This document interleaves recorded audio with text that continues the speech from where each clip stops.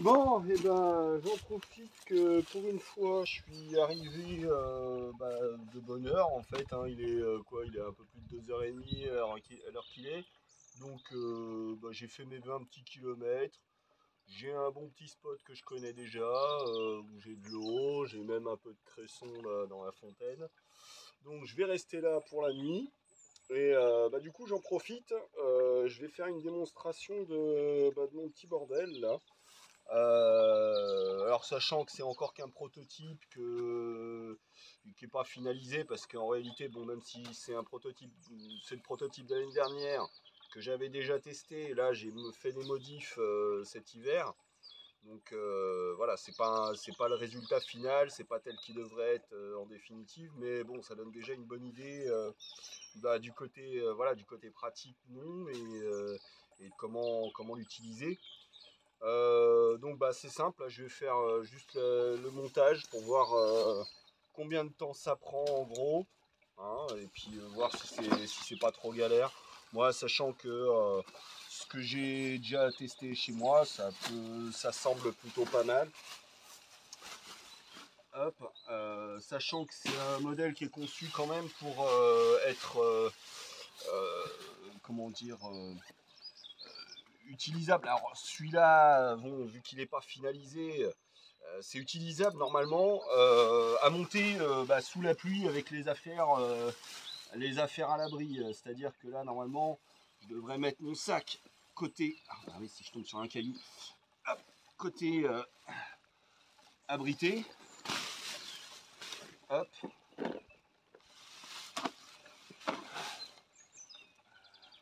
Allez, viens par là.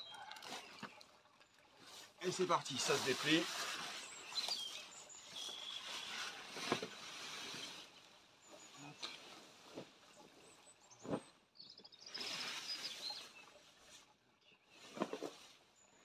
Bon, comme je dis, hein, c'est pas la version finale, hein, loin de là.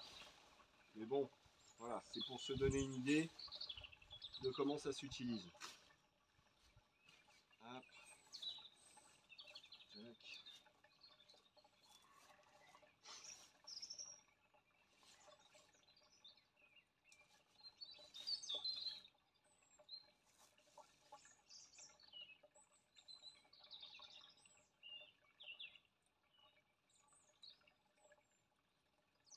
Sachant que c'est autoporteur et que là, a priori, même comme ça, c'est utilisable d'emblée. Hein.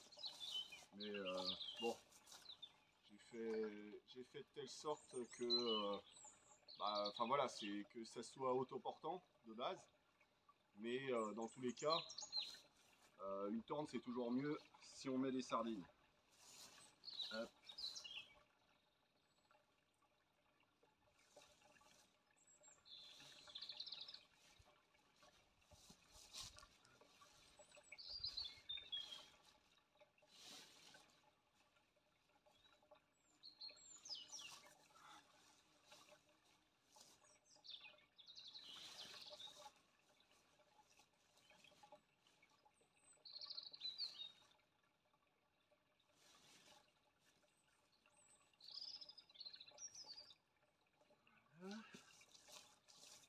Donc déjà là, ça tient déjà debout.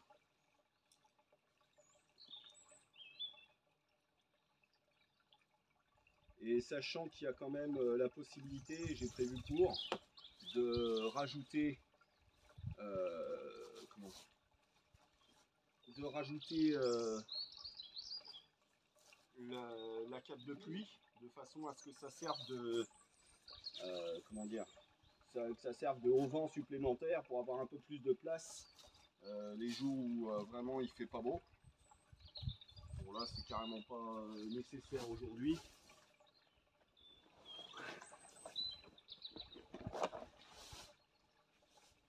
Mais ça permet quand même de se donner une idée.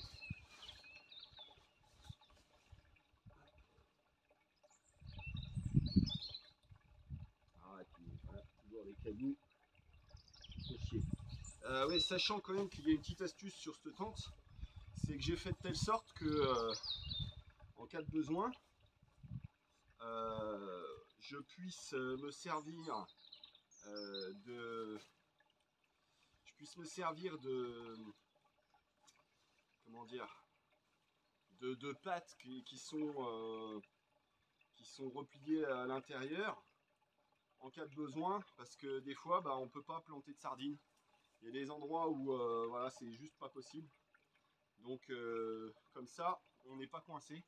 Puis par exemple sur une plage où c'est du sable, voilà, c'est niqué, on peut pas mettre de sardines du tout. Donc bah, malgré tout, je suis pas coincé. Alors, en gros là, hein, ça y est, c'est déjà fini d'être planté, quoi. Hop.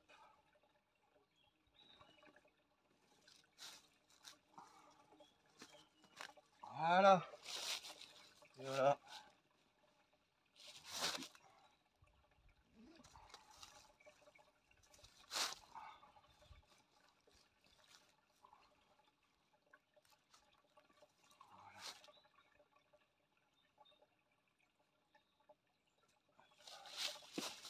Ça y est, c'est fini. Ensuite, bon, bah, il y a la possibilité de rajouter des points de fixation des sardines si besoin, en cas de grand vent ou quoi, mais là, c'est franchement pas nécessaire. Ce qui serait pas mal, ce serait que je fasse la démonstration avec le poncho de pluie. Bah, c'est ce que je vais faire. Tiens.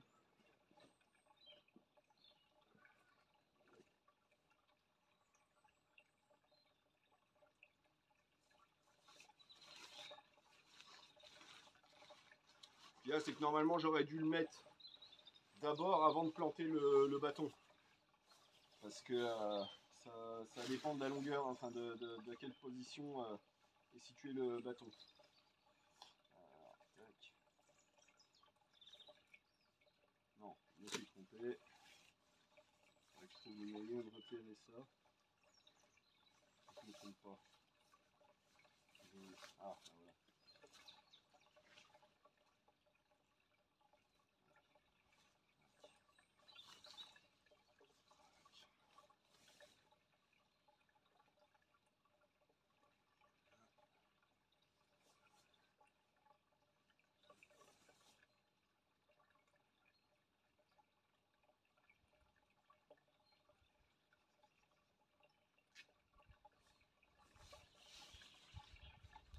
Oh bah tiens, là je tombe plus, ouais.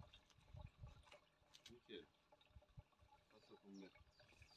Par contre, on aurait peut-être dû dégager la branche avant parce qu'elle me fait un peu chier.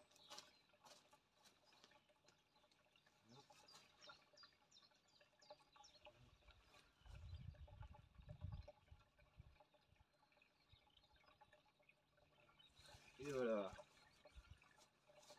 Là, il ne reste plus qu'à mettre 2 sardines.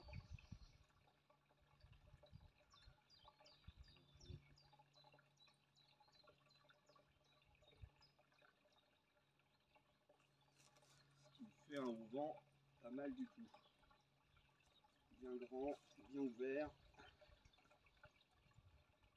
Voilà.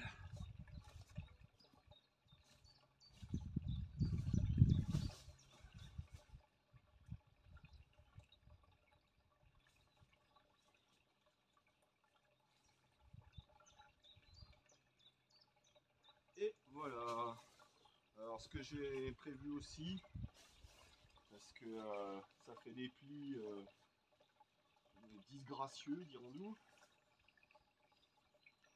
Puis plus il y a de plis, plus ça fait de bruit avec le vent. Donc tant qu'à faire, autant éviter ça. Pour mieux dormir.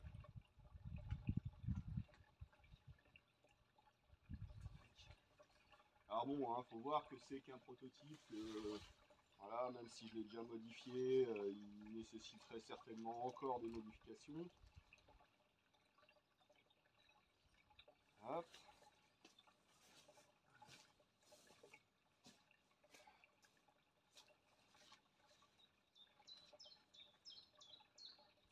Et voilà. Ça y est, ma tente elle est montée. Et voilà, fini. Alors j'espère que tout est bien à l'image parce que ça m'embêterait d'avoir à recommencer. Oui, normalement on a bien tout vu. Donc voilà la démonstration du montage. Et puis bah, je suis pas mécontent, le résultat il est plutôt propre. C'est bien tendu.